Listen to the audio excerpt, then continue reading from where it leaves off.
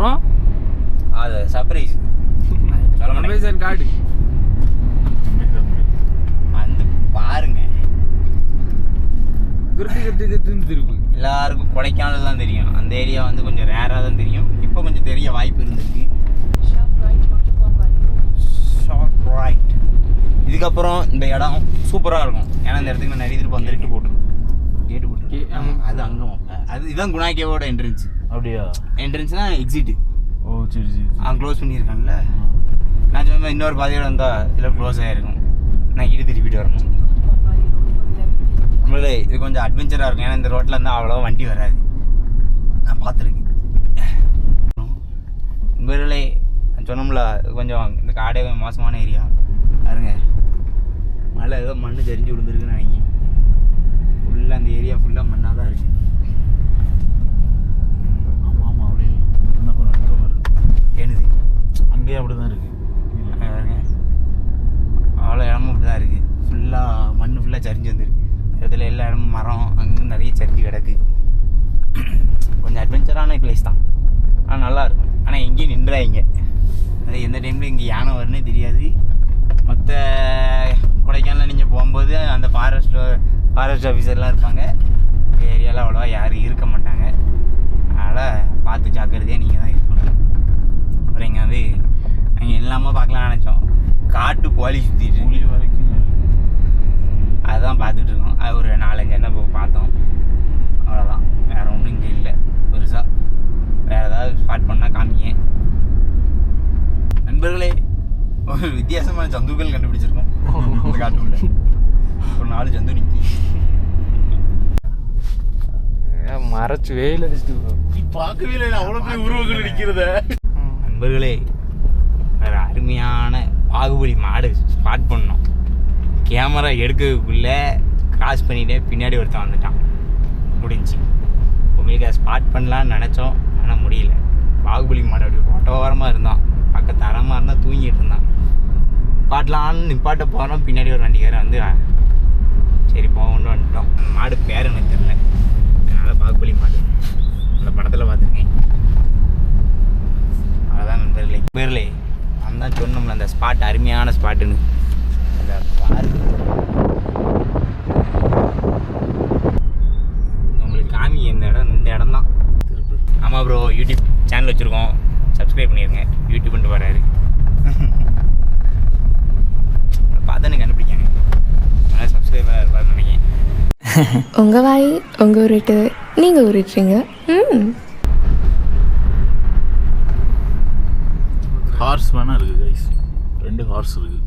உன்னோட ஹோர்ஸ் இருக்கு. ஹோர்ஸ் காலை கட்டி போட்டிருக்காங்க. அந்த தனுஷ் படத்தில் அது என்ன படம்? தனுஷ் படம் தான் அது. அது கழுதையில் கட்டி விட்டுருவாங்க. அந்த மாதிரி இங்கே ஹார்ஸ் கட்டி விட்ருக்காங்க. இங்கே கழுத மாதிரி தான் இருக்குது. இருக்கும் நண்பர்களே. முறுக்கி விடுதான் கிளைமேட்டு. அருமையாக இருக்கு. கீச்சின்னு இருக்கு. வண்டி கூட சேர்ந்து இடம் நொறுக்கணும். எல்லாம் கிடு கிடுன்னு ஆடுதாண்டி. எவனுக்கும் பிளான் தெரியாது. நம்ம கொஞ்சம் மேக்கப்புள்ளாகலாம் வாங்கிட்டு வந்துட்டோம். எல்லாம் அங்கே கிடு கிடுன்னு ஆடுது. போகிறோம், டூரை என்ஜாய் பண்ணுவோம்.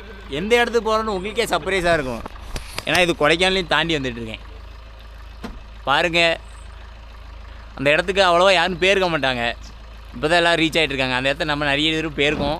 இருந்தாலும் இந்த திருப்பு ஃப்ரெண்ட்ஸோடு போகிறோம். இங்கே வந்து பாருங்க. அங்கே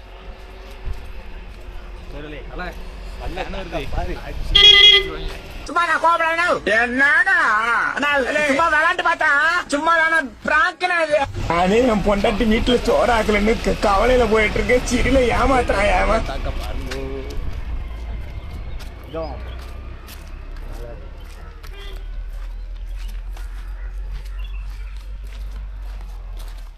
நண்பர்களே, அவன் சிரி தூக்கி போறது பாடுத்துட்டான்ல பாருங்க. இப்போ அவனுக்கு ஒரு பூ கொடுக்க போறாங்க. காலையில என்ன விளையாட்டு காட்டுறாங்க, எப்படி எல்லாம் சோதிக்கிறாங்க. பொழுது விடிய விட மாட்டேங்கிறாங்களே ஐயா. மாமா கோவம் வந்துருச்சு.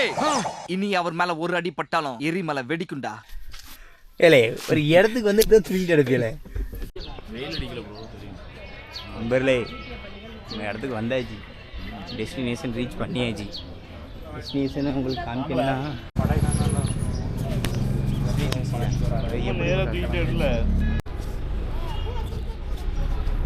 அது கேட்டாங்க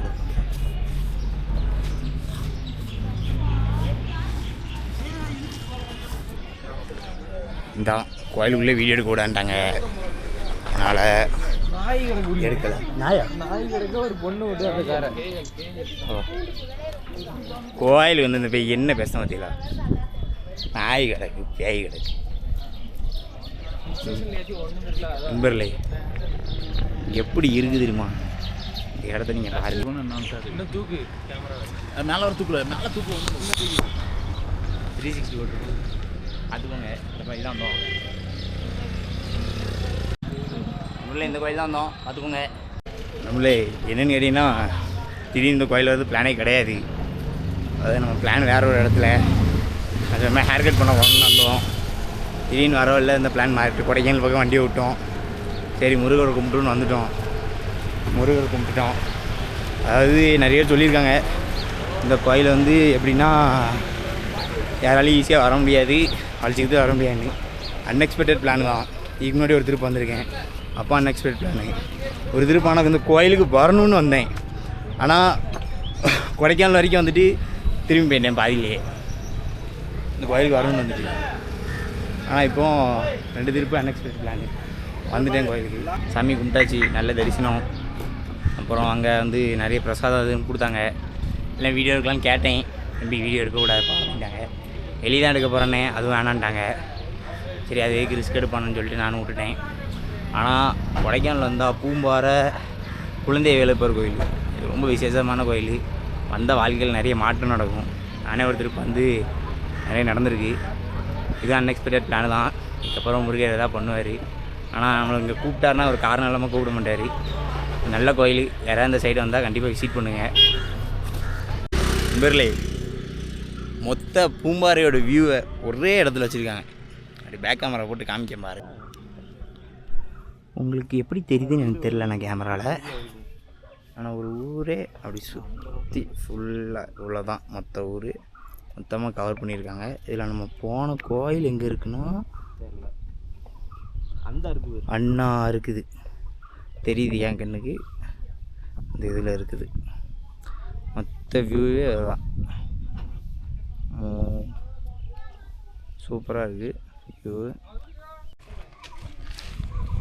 நண்பர்களே அவள் சாப்பிடையும் தர முடியாது, டீயும் லேசும் வச்சு ஏமாத்திட்டு.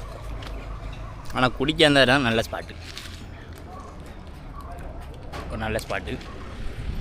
நம்ம ப்ரோ தான் இன்னும் பாதி வயிறு ஃபுல்லாக இருக்காங்க. இங்கே எல்லாம் எம்டி வயிறு தான். ப்ரோ மட்டும் ஒரு ½ டேங்க் ஃபுல்லாக இருக்காரு. அங்கே ஒருத்தன் டீ ஒன்று தின்னுட்டே இருக்கணும்னு நினைக்கிறேன். டீ குடிக்கணும்னு நினைக்கிறோம். நமக்கு டீ மட்டும் போதும். டீ 2 லேஸு ஒரு மில்க் பிக்கீஸு அது போதும் நமக்கு. 2-4 நாளும் தாங்கும் நம்ம உடம்பு.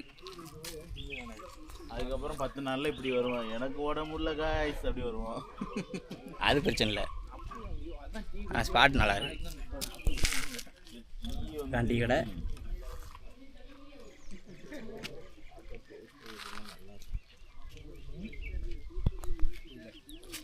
ஒன்று மிஸ்ஸிங், கொஞ்சம் ஃபாக் இருந்தால் நல்லாயிருக்கும் டீ குடிக்கிறதுக்கு.